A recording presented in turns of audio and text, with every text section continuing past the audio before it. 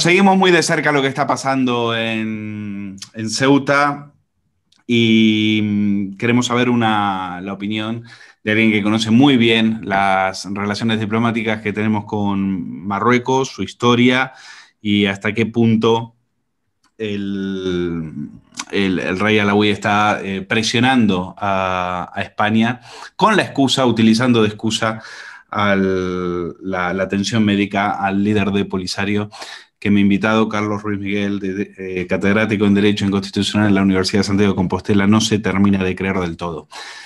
Carlos, un placer. Gracias por estar con nosotros en este quilombo de Periodista Digital. Y vamos a ver, a estas alturas sigues pensando que lo de Gali no tiene nada que ver con lo de la invasión, ¿no? Bueno, lo primero de todo, muchas gracias por invitarme a este programa. Y bueno, ya lo escribí en un artículo que se ha publicado en Periodista Digital y conforme pasa el tiempo lo tengo más claro que nunca. Es decir, Gali es una excusa que se está utilizando para otro objetivo que no es otro que intentar que el gobierno español reconozca la soberanía de Marruecos sobre el Sáhara Occidental.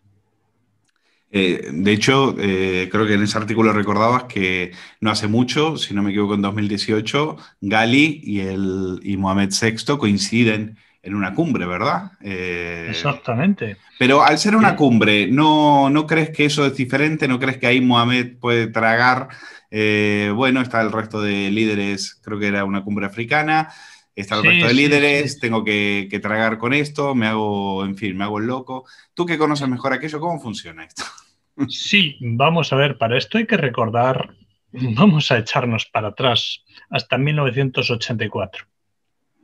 En 1984, el padre de Mohamed VI, Hassan II, se retiró de la Organización para la Unidad Africana cuando la Organización para la Unidad Africana admitió la República Saharaui. Y desde entonces su diplomacia estuvo repitiendo año sí, año también, que ellos no entrarían hasta que no se expulsara a la República Saharaui porque ellos nunca se sentarían juntos. Bien. Como recordé en este artículo de Periodista Digital, perdón, en 1989, enero de 1989, a pesar de todo, Hassan II recibió a Brahim Gali y a otros líderes del Frente Polisario en su palacio de Marrakech, donde estuvieron negociando sobre el tema del Sáhara Occidental. Bien, aquí dirá, bueno, pero esto no tiene nada que ver con un acto en la Unión Africana, etcétera. Sí, eso es verdad que es al margen. En 2002 entra en funcionamiento la Unión Africana y Marruecos no es miembro fundador, pero sí la República Saharaui. Y durante estos años, ya sustituida la Organización por la Unidad Africana por la Unión Africana, y esto pues lo he explicado en algún artículo también publicado en Periodista Digital, Marruecos siguió insistiendo en que ellos no entrarían nunca mientras estuviera la República Saharaui. ¿Qué ocurrió? Pues que a partir del año 2014-2015 la Unión Africana empieza a ser activa en la cuestión del Sáhara Occidental, empieza a reclamar activamente el respeto de los derechos humanos, la puesta en marcha del proceso de paz, y entonces Marruecos cambia de opinión. Y donde dijo que nunca entraría en una organización donde estuviera la República Saharaui, de repente pide su ingreso. Bien, una vez dentro, pues Marruecos también ha intentado torpedear, pero sin éxito. Y el hecho es que esta foto de esta cumbre es la prueba de que no es la presencia de Brahim Gali el problema. Porque, insisto, Brahim Gali ha estado en Marruecos, ha estado también con el rey compartiendo fotografía y cumbres de la Unión Africana. Y también hay que recordar que después de esta querella, Brahim Gali está en Alemania, está en Berlín. Brahim Gali ha estado en Nueva York entrevistándose con el secretario general de Naciones Unidas y no consta, repito, no consta ninguna protesta de Marruecos contra Alemania por haber recibido a Brahim Gali, donde se entrevistó con el anterior enviado personal de la ONU para el Sáhara Occidental, Horst Köhler. No consta ninguna protesta de Marruecos por el hecho de que el secretario general de Naciones Unidas recibiera a Brahim Gali en Nueva York. Y sin embargo, resulta que es escandaloso que Brahim Gali venga a España. Un poco raro, ¿no?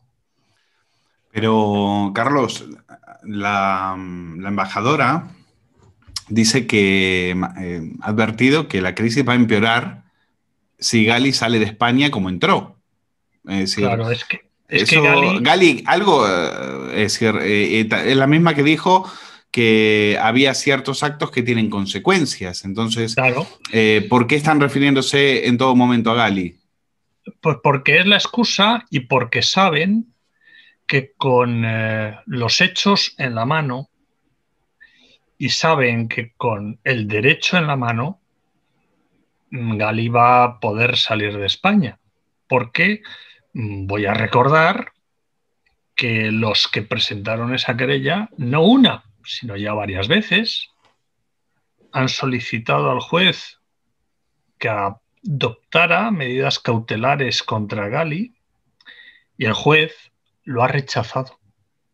Esto significa que la embajadora ya no solo trata de chantajear al gobierno español, sino que trata de chantajear al Poder Judicial español. Precisamente para que dicte la resolución que le gusta a Marruecos y no la que sea justa. Porque, repito, los que han promovido esa querella contra Gali han solicitado no una, varias veces medidas cautelares contra Gali que el juez ha rechazado.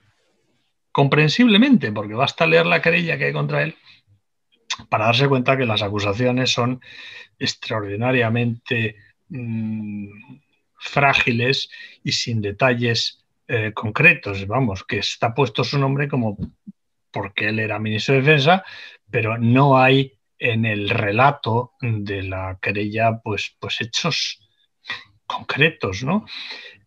Concretamente se le imputa en la querella, porque aquí todo el mundo habla de la querella, pero poca gente se la ha leído. Se le imputan 3 hechos. En 2, pues se cita su nombre con otros tantos, entre los torturadores y tal. Bueno, sin decir ni cuándo ni dónde. Bueno, en fin, en qué fechas. Y el tercer hecho es el de una supuesta testigo que tenía 2 años cuando se produjo el supuesto hecho delictivo. 2 años. Y parece ser que se acuerda con todo detalle. ¿Tú te refieres a la presentada por la Asociación Saharaui para la Defensa de los Derechos Humanos? Exactamente. La de genocidio, torturas y terrorismo. Exactamente, a esa querella me refiero. La presentada en diciembre de 2007. Vale, esta se ha activado ahora de vuelta, ¿verdad? Sí, bueno. Había sido archivada y ahora como que Pedras la ha activado de vuelta.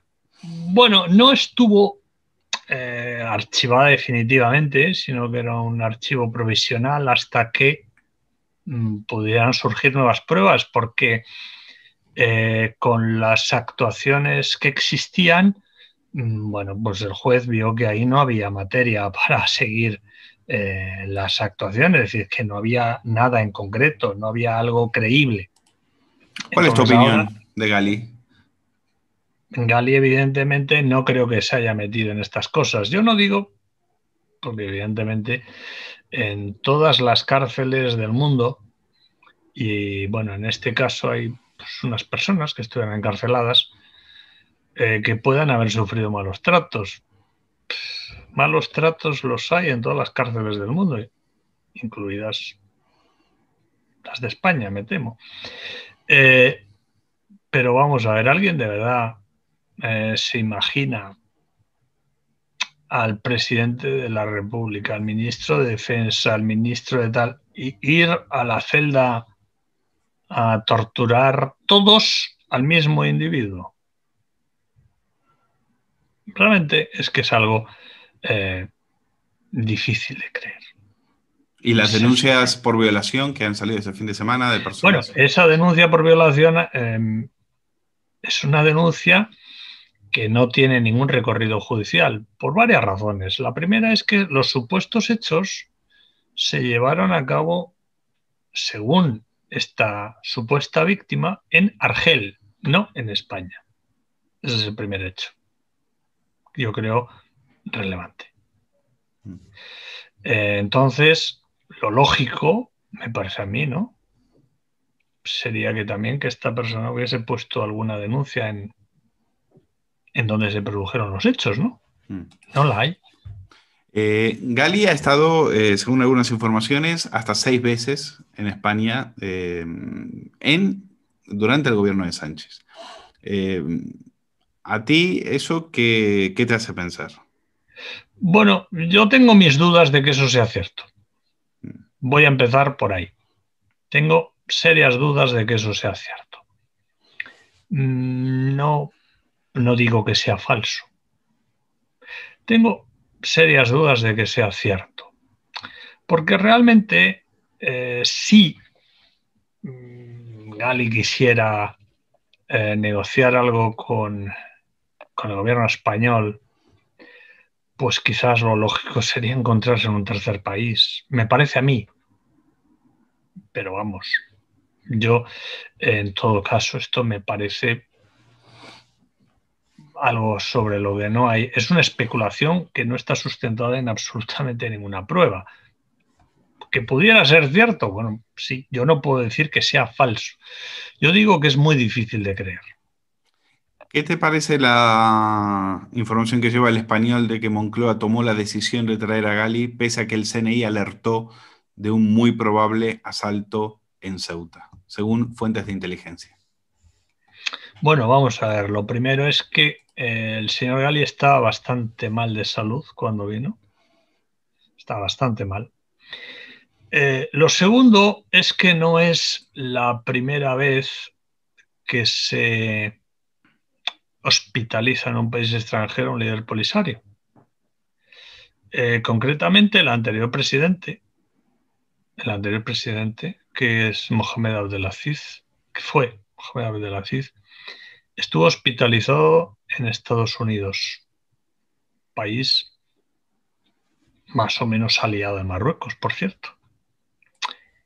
No hubo ninguna protesta de Marruecos por el hecho de que Estados Unidos diera tratamiento médico hospitalario, que estaba también muy enfermo y de hecho pues volvió de Estados Unidos prácticamente para morir ya en el Sáhara, ya totalmente desahuciado. No consta ninguna protesta de Marruecos por este tratamiento hospitalario a Mohamed Abdelaziz en Estados Unidos. No veo, insisto, cuál es el problema en dar un tratamiento hospitalario a Brahim Gali, que estaba en una situación crítica cuando llegó a España. Entonces, vamos a la causa principal de la crisis. Tú lo apuntas en este post interesantísimo en Periodista Digital del 19 de mayo. Dices que la causa es la desesperación de Marruecos porque nadie en la Unión Europea se haya sumado al reconocimiento de la soberanía de Marruecos sobre el Sáhara Occidental, que había soberanía que fue reconocida por Trump.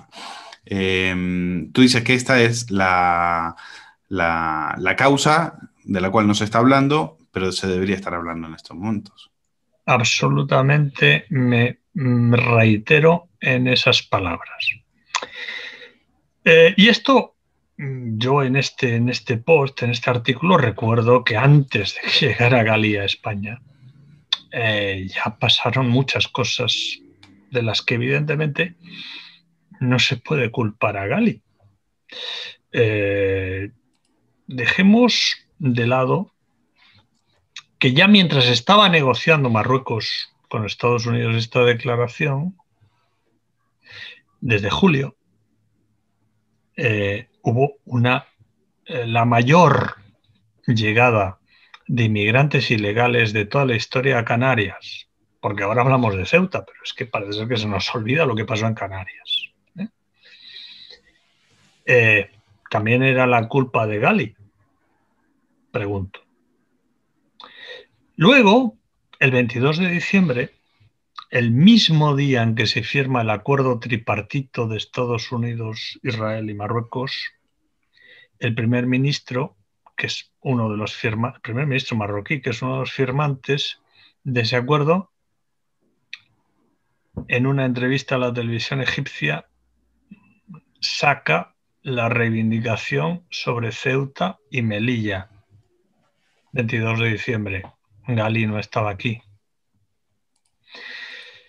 Una vez ya publicada esta declaración de Trump, en febrero se filtra lo que todos sabíamos, pero bueno, lo saca El País, que es el diario evidentemente más cercano al gobierno, que la embajadora marroquí, que por cierto poco antes también hizo unas declaraciones donde decía también que Ceuta y Melilla eran marroquíes, en este año 2021, la misma embajadora marroquí que ahora va haciéndose la víctima y todo esto, y la indignada, en febrero El País dice que Marruecos está presionando a España por el reconocimiento.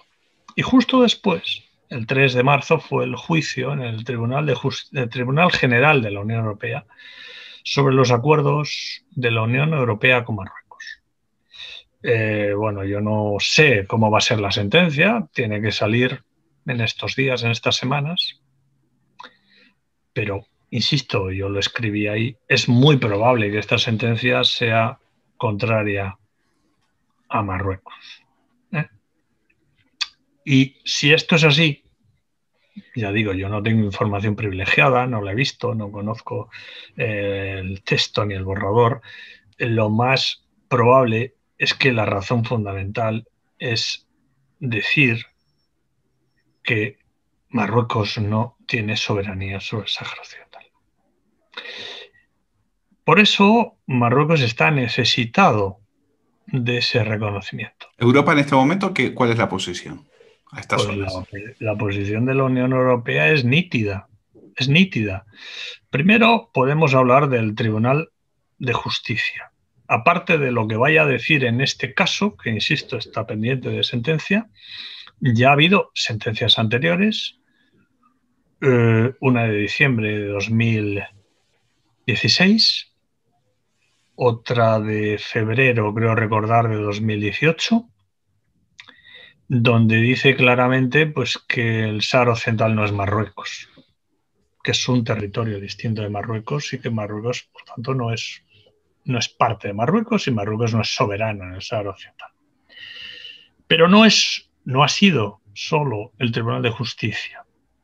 Hace muy pocos meses, y esto también tiene que ver con esto, ya con la nueva Comisión Europea en funciones, la presidida por Ursula von der Leyen, la Comisión Europea ha excluido el territorio del Sáhara Occidental de un acuerdo con Marruecos sobre el tráfico de autobuses de larga distancia. Y también la Comisión Europea ha dicho que el acuerdo aéreo que tiene con Marruecos para pues las aeronaves comerciales, seguros, etcétera, derechos de los viajeros, etcétera, no se aplica al Sáhara Occidental, porque no es Marruecos. Por tanto, no es solo el Tribunal de Justicia, es también la Comisión Europea la que claramente pues, ha tomado una posición pues, que es la conforme con la legalidad internacional y conforme a la cual Sáhara Occidental no es de Marruecos, no forma parte de Marruecos, Marruecos no tiene soberanía. Todos los Estados miembros, los 27 Estados miembros, así lo han reconocido. Hubo alguna intoxicación desde algún diario digital que últimamente es bastante próximo a Marruecos, ¿Cuál? a pesar de su nombre. ¿Cuál? el llamado el español, donde se especuló que el Reino Unido, después del Brexit, iba también a reconocer la soberanía marroquí. Bueno, ya hemos visto que esto es absolutamente falso. Esto no ha ocurrido y de hecho, ha habido declaraciones ante preguntas parlamentarias del gobierno británico diciendo que eso no va a ocurrir tampoco. Por tanto,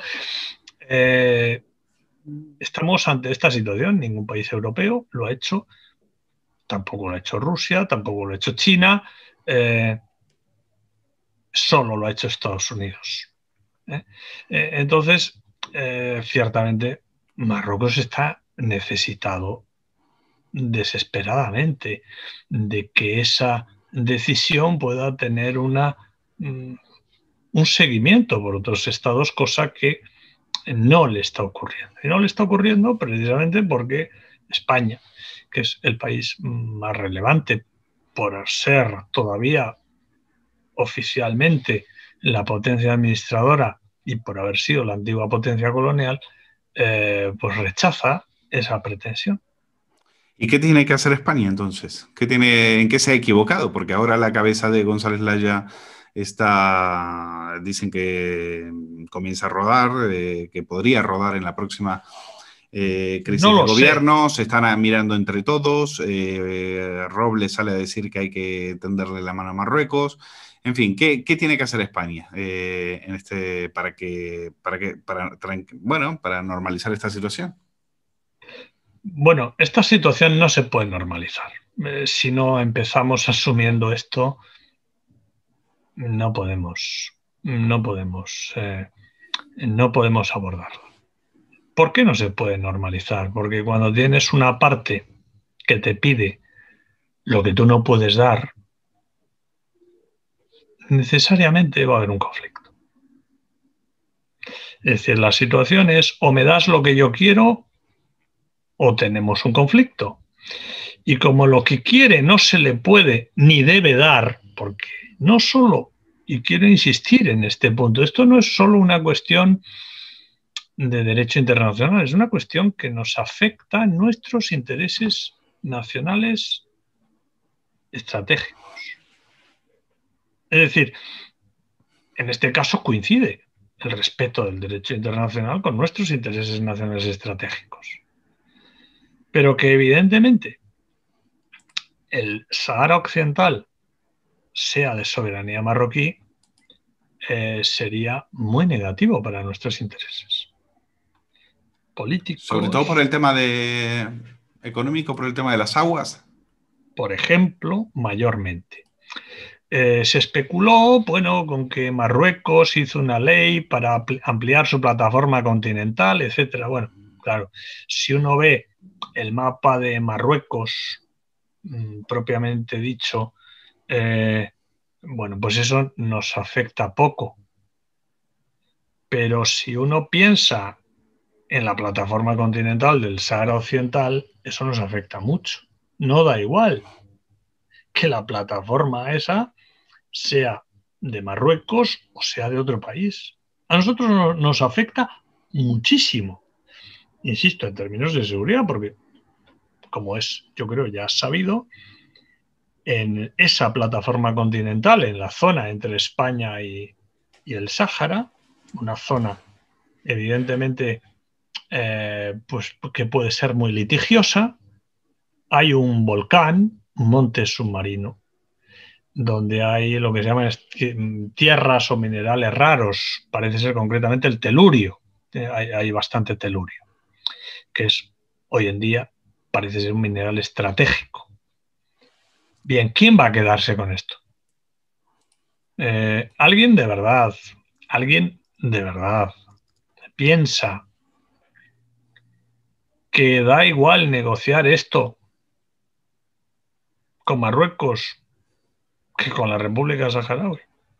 Para nosotros, digo para nosotros. ¿Alguien de verdad piensa que da igual? ¿Alguien de verdad lo cree?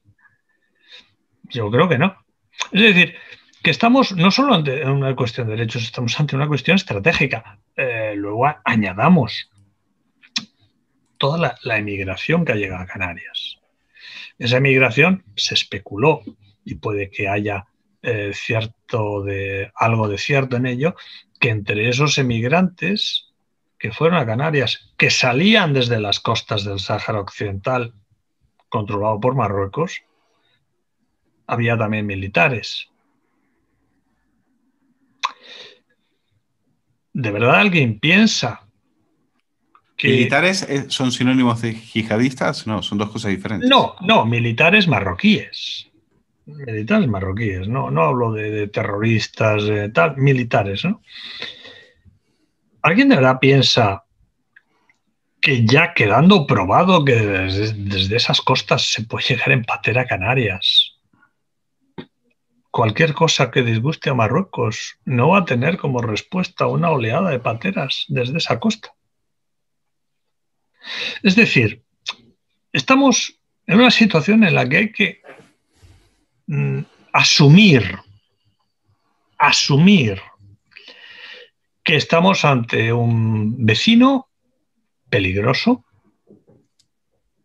un vecino hostil, y que por tanto hay que prepararse.